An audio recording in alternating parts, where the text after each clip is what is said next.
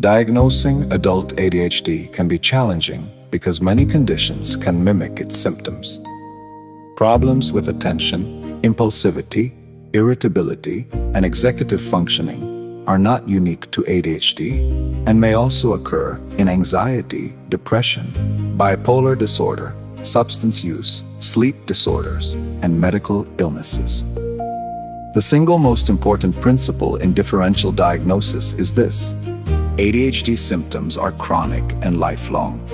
Most conditions that resemble ADHD are episodic, situational, or progressive. Adults with ADHD typically describe persistent difficulties that began in childhood and continued across multiple settings throughout life. Bipolar disorder may resemble ADHD, but bipolar symptoms occur in distinct episodes of mania or hypomania. Important red flags include decreased need for sleep, grandiosity, risky behavior, and a strong family history of bipolar disorder. Anxiety disorders can also impair concentration, but excessive worry is usually the primary driver. In ADHD, attentional problems typically come first and persist, even when anxiety improves. Depression may cause low motivation, slowed thinking, and poor concentration, but these symptoms are generally episodic and tied to mood changes. ADHD symptoms tend to remain present even during periods of stable mood. Substance use can mimic or worsen ADHD symptoms if attention and executive functioning improve significantly during sustained abstinence. Substance-related impairment may be the primary issue. At the same time, untreated ADHD itself increases the risk of substance use disorders. Sleep disorders, including insomnia and obstructive sleep apnea, commonly impair attention and executive functioning.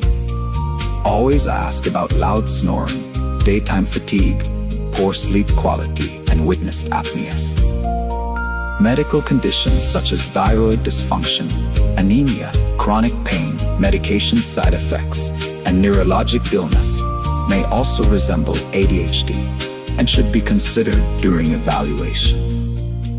In older adults, new onset attention problems may suggest mild cognitive impairment or early dementia rather than ADHD, since ADHD is developmental and lifelong. Neuropsychological testing is not required for most ADHD diagnosis, but it can be helpful when collateral history is unavailable, malingering is suspected, or learning disorders and cognitive impairment are concerns. One of the most useful diagnostic questions is simple: when did these symptoms truly begin? That question alone often helps distinguish lifelong ADHD from situational or episodic conditions. A careful differential diagnosis improves both safety and treatment outcomes.